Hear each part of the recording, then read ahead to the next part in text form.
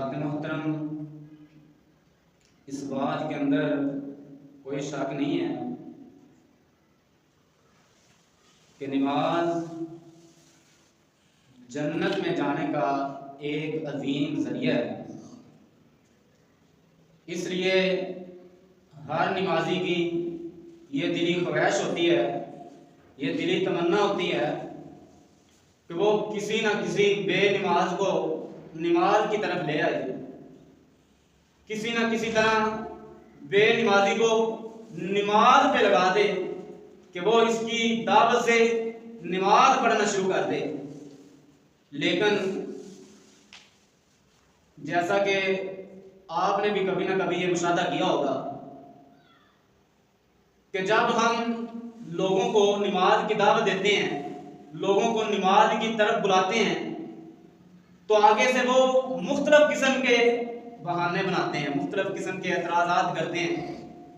बाद औक़ात कुछ लोग नाराज़ भी हो जाते हैं, बाज़ ताने देना शुरू कर देते हैं, और बाज़ ऐसे भी होते हैं कि जो नमाजी के किरदार को बुनियाद बना के नमाज से मज़ीद दूर हो जाते हैं।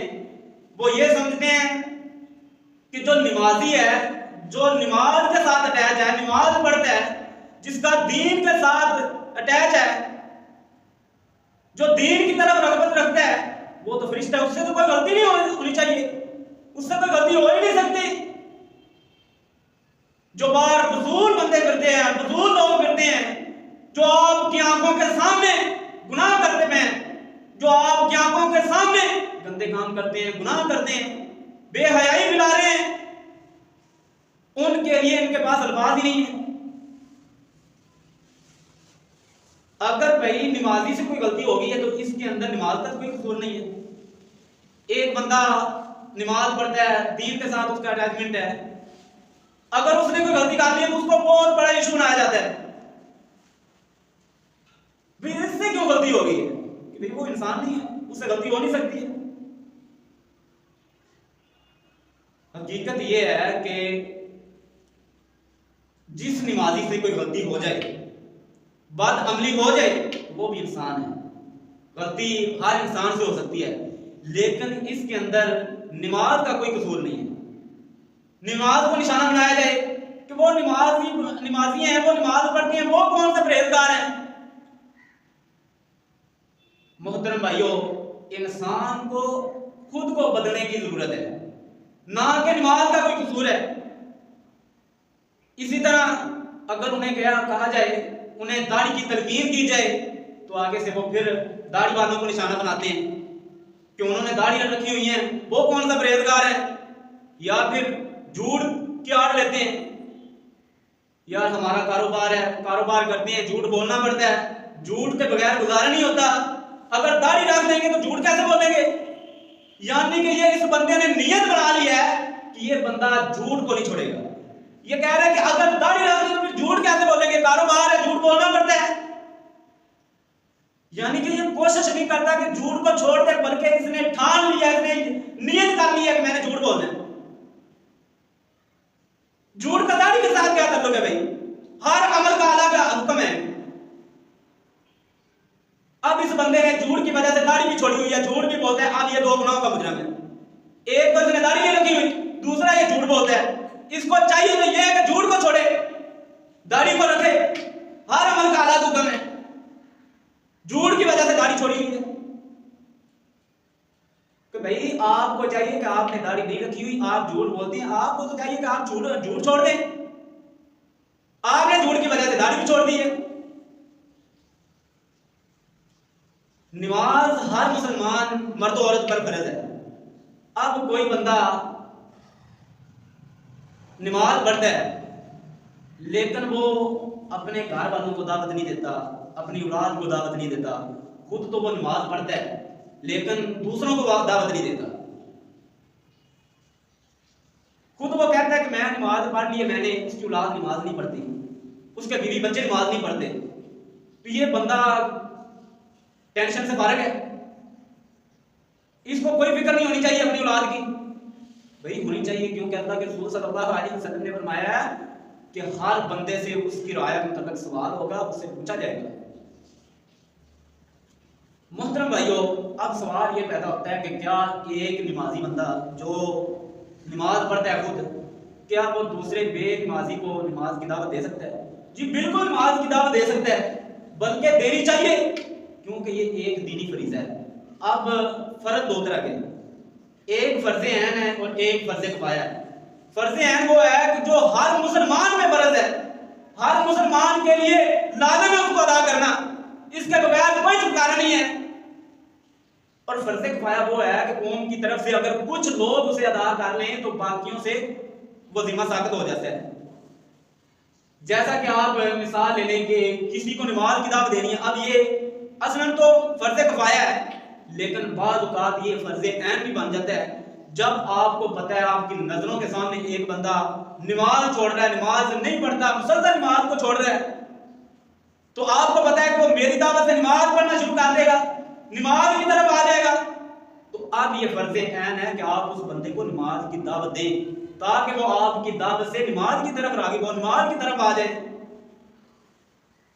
क्योंकि इस्लाम हमें सिर्फ खुद नेक बनने का हुक्म नहीं देता, बल्कि दूसरों को भी नेकी की तरफ लाने की तालीम देता है। अल्लाह रब्बुल आलमीन फरमाते हैं वतआवनु अलल बिर्रि वत्तक़वा, नेकी और तकवा के कामों में, नेकी और परहेजगारी के कामों में दूसरों की मदद करो। इसी तरह एक दूसरे मुकाम पे अल्लाह रब्बुल आलमीन फरमाते हैं सूरत आले इमरान आयत नंबर 110 के अंदर, कुंतुम खैरा उम्मतिन उखरिजत लिन्नासि तामुरूना बिल मारूफ व तनहौना अनिल मुनकर, तुम बेहतरीन उम्मत हो जो लोगों के लिए निकाली गई हो, तुम लोगों को नेकी का हुक्म देते हो और बुराई से मना करते हो, बुराई से रोकते हो। यानी कि ये उम्मत निकाली ही लोगों की इस्लाह, लोगों की खैर ख्वाही के लिए। इसी तरह आगे अल्लाह रब्बुल आलमीन फरमाते हैं वल तकुन मिनकुम उम्मतुन यदऊना इलल खैरि व यअमुरूना बिल मारूफ व यनहौना अनिल मुनकर, तुम में से एक जमात जरूर बजरूर ऐसी होनी चाहिए जो लोगों को नेकी की तरफ बुलाए, लोगों को भलाई की तरफ बुलाए, लोगों को नेकी का हुक्म दे, व यनहौना अनिल मुनकर, और बुराई से मना करे, बुराई से रोके। ऐसी एक जरूर जमात होनी चाहिए। अब अगर कोई बंदा किसी को नमाज की दावत देता है तो उसकी दावत से वो बंदा नमाज पढ़ना शुरू कर देता है, दीन पे आ जाता है, सीधी लाइन पे आ जाता है, तो अब जितना अजर उस बंदे को मिलेगा, नमाज पढ़ने वाले को मिलेगा, उतना अजर ही इस दावत देने वाले को मिलेगा। फरमाते हैं जैसा कि अल्लाह के रसूल सल्लल्लाहु अलैहि वसल्लम फरमाते हैं मन दल्ला अला खैरिन फलाहु मिस्लु अजरी फाइलिही, जो किसी बंदे की नेकी की तरफ रहनुमाई करता है और वो बंदा नेकी की तरफ आ जाता है, उसको भी इतना ही अजर मिलता है जितना इस नेकी के करने वाले को मिलता है। एक बंदे ने एक बंदे की रहनुमाई की है नेकी की तरफ, अब वो बंदा उस नेकी पे लग जाता है, नेकी करता है, तो जितना अजर उस नेकी के करने वाले को मिलता है उतना ही इस दावत देने वाले को मिलता है। कुर्बान जाए। अब इसी तरह हमारे यहाँ एक बहुत बड़ा मसला है कि अब एक बंदा खुद नमाज पढ़ता है, 5 वक्त का नमाजी है, लेकिन वो अपने घर वालों को दावत नहीं देता, अपनी औलाद को दावत नहीं देता। खुद तो वो नमाज पढ़ता है, उसकी औलाद नमाज नहीं पढ़ती, खुद तो वो नमाज पढ़ता है, उसकी बीवी नमाज नहीं पढ़ती। क्यों? क्योंकि ये दावत नहीं देता, ये सख्ती नहीं करता। कल क़यामत का दिन होगा, अल्लाह की अदालत के अंदर हर बंदे से उसकी राय पूछा जाएगा, सवाल किया जाएगा, हाँ भी तू खुद तो नमाज पढ़ता था लेकिन घर वालों को दावत नहीं देता था, अपनी बीवी को दावत नहीं देता था, औलाद को दावत नहीं देता था। क्या उनको भी कभी कहा था कि नमाज पढ़ो? कभी सख्ती की थी? कभी सख्ती नहीं की थी। ये समझता है बस मैंने पढ़ लिया, अल्लाह खैर सदा, बस। नहीं भाइयों नहीं, ये आपकी गलतफहमी है। अगर आपकी औलाद नमाज नहीं पढ़ रही तो आप सख्ती करें, मार के पढ़ाएं नमाज। और अगर आपकी बीवी नमाज नहीं पढ़ती, आपके बार बार कहने के बावजूद, आपके बार बार नसीहत करने के बावजूद, आपका बार बार तंबीह करने के बावजूद, बार बार मोहलत देने के बावजूद, अगर आपकी बीवी नमाज नहीं पढ़ रही, सुस्ती कर रही है, लापरवाही कर रही है, वो नमाज के करीब तक नहीं जा रही, नमाज शुरू तक नहीं कर रही, सिफारिश कर दे, तलाक दे दे उसे, ऐसी औरत के साथ रहना एक मुसलमान मर्द के लिए जायज नहीं है जो 5 वक्त का नमाजी है। जैसा कि शेख इब्न बाज रहमतुल्लाह फरमाते हैं कि जो औरत मुसलसल नमाज छोड़ दे और तौबा ना करे, एक मुसलमान मर्द का उसके साथ रहना ही हराम है, जो 5 वक्त का नमाजी है। और इसी तरह शेख इब्न उसैमीन रहमतुल्लाह फरमाते हैं कि नमाज छोड़ने वाली औरत काफिर है, इसका निकाह फसक हो जाता है। और जानबूझ के नमाज छोड़ने वाले मर्द, जानबूझ के नमाज छोड़ने वाली औरतें काफिर हैं। इस मौक़िफ़ को अख्तियार किया इमाम अहमद बिन हंबल ने, इसहाक बिन राहवै ने, इमाम इब्न क़य्यिम रहमतुल्लाह ने, अब्दुल्लाह बिन मुबारक ने, शेखुल इस्लाम इब्न तैमिया रहमतुल्लाह ने, और शेख अब्दुल अजीज इब्न बाज रहमतुल्लाह ने, और शेख इब्न उसैमीन रहमतुल्लाह ने। इनका ये मौक़िफ़ है कि जो जानबूझ के नमाज छोड़ता है, नमाज अदा नहीं करता, वो काफिर है। और नबी मुकर्रम सल्लल्लाहु अलैहि वसल्लम की वाज़ेह हदीस है, बैन अर्रजुली व बैन अश्शिर्की वल कुफ्रि तर्कुस सलात। आदमी और कुफर के दरमियान जो फर्क करने वाली चीज है वो नमाज है। अब इससे बात ये बातें हो गई कि जो बंदा नमाज नहीं पढ़ता वो इस्लाम से खारिज है। मुसलमान होने के लिए नमाज जरूरी है। काफिर और मुसलमान के दरमियान फर्क जो चीज करती है वो नमाज है। अब आज लोगों ने नमाज को एक आम चीज समझ लिया है कि अगर नमाज पढ़ेंगे तो ठीक है, ना पढ़ेंगे तो कोई मसला नहीं है। मोहतरम भाइयों, अल्लाह रब्बुल आलमीन फरमाते हैं, इन्ना सलाता तन्हा अनिल फहशाई वल मुनकर। नमाज बंदे को बेहयाई के कामों से, बुरे कामों से रोकती है। तो अब एक बंदा नमाजें भी पढ़ रहा है, साथ बुरे अमाल भी कर रहा है, बदअमलियां भी कर रहा है, गाली गलौज भी कर रहा है, लोगों से धोखेबाजी भी कर रहा है, तो कुरान का तो वाज़ेह फरमान है, वाज़ेह ऐलान है कि नमाज बेहयाई से, बुरे कामों से इंसान को रोकती है। तो अब ये बंदा क्यों नमाज आ रहा है, ये बंदा क्यों नहीं रोक रहा भाई, इसको नमाज क्यों नहीं रोक रही? अब मसला ये है, इस बंदे ने या तो नमाज का हक अदा नहीं किया, जिस तरह अल्लाह के रसूल सल्लल्लाहु अलैहि वसल्लम ने नमाज पढ़ी है उस तरह ये बंदा नमाज नहीं पढ़ रहा। नबी सल्लल्लाहु अलैहि वसल्लम के तरीके के मुताबिक, नबी सल्लल्लाहु अलैहि वसल्लम की सुन्नत के मुताबिक ये नमाज नहीं पढ़ रहा, या फिर सिर्फ ये कोटा पूरा कर रहा है। अब जो बंदा अल्लाह के रसूल सल्लल्लाहु अलैहि वसल्लम की सुन्नत के मुताबिक, नबी सल्लल्लाहु अलैहि वसल्लम के तरीके के मुताबिक 5 वक्त की नमाज पढ़ता है, 5 वक्त की नमाज अदा करता है, उस और नबी सल्लल्लाहु अलैहि वसल्लम के तरीके के मुताबिक उसको नमाज रोकती है बेहयाई से, बुरे कामों से। अब नमाज उसको बेहयाई के कामों से कैसे रोकती है? उसके हाथ को पकड़ लेती है? नहीं भाई। अब जो बंदा 5 वक्त का नमाजी है, जब वो कोई बेहयाई वाला काम करने लगेगा, किसी से धोखा करने लगेगा, तो उसका ज़मीर उसे झिझोड़ेगा, उसके दिल के अंदर ये ख्याल आएगा कि क्या कर रहा है तू यार, 5 वक्त अल्लाह के यहाँ तो हाजिर होता है, अल्लाह के घर के अंदर जाता है, 5 वक्त की तू नमाज पढ़ता है, तो ये काम कैसे कर रहा है?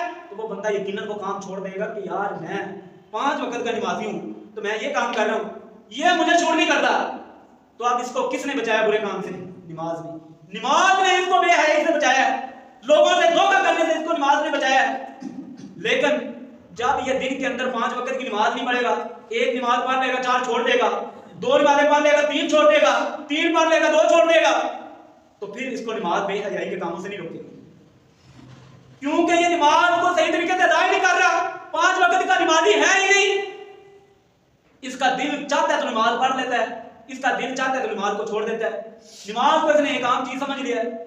मोहतरम भाइयों, नमाज एक ऐसी चीज है जिसके बगैर इंसान का गुजारा ही नहीं है। अल्लाह रब्बुल आलमीन फरमाते हैं, वअमुर अहलका बिस्सलाति वस्तबिर अलैहा। खुद भी नमाज पढ़ो, खुद भी इस पे साबित कदम रहो, और अपने घर वालों को भी नमाज की दावत दो, अपने बीवी बच्चों को भी नमाज की दावत दो, अपनी औलाद को भी नमाज पे लगाओ। ये ना समझो सिर्फ मैं नमाज पढ़ता हूँ, मेरा नमाज पढ़ना सिर्फ काफी है। नहीं भाई, कल क़यामत का दिन होगा, आपसे सवाल होना है कि आप खुद नमाज पढ़ते थे, अपने बीवी बच्चों को दावत नहीं देते थे, आपके बीवी बच्चे नमाज नहीं पढ़ते थे, उधर फिर ये बन जाएगा। इसी तरह अल्लाह के रसूल सल्लल्लाहु अलैहि वसल्लम की हदीस है सुनन नबी दाऊद के अंदर 1308 नंबर, नबी मुकर्रम सल्लल्लाहु अलैहि वसल्लम फरमाते हैं कि अल्लाह रब्बुल आलमीन उस शख्स पर, उस आदमी पर रहम फरमाए। जो बंदा रात को उठता है, नमाज पढ़ता है और अपनी बीवी को भी उठाता है नमाज के लिए, और अगर वो नहीं उठती तो प्यार के साथ उसके चेहरे पे पानी के छींटे मारता है। और इसी तरह अल्लाह रब्बुल आलमीन उस औरत पे रहम फरमाए जो रात को उठती है, नमाज पढ़ती है और अपने शौहर को भी जगाती है, अपने शौहर को भी उठाती है, और अगर वो नहीं उठता तो प्यार के साथ उसके चेहरे पे छींटे मारती है। अल्लाह रब्बुल आलमीन के हाँ ये जोड़ा, इनका ये काम करना अल्लाह रब्बुल आलमीन को बहुत पसंद है। अल्लाह इनके इस काम पे बहुत राजी होते हैं, बहुत खुश होते हैं।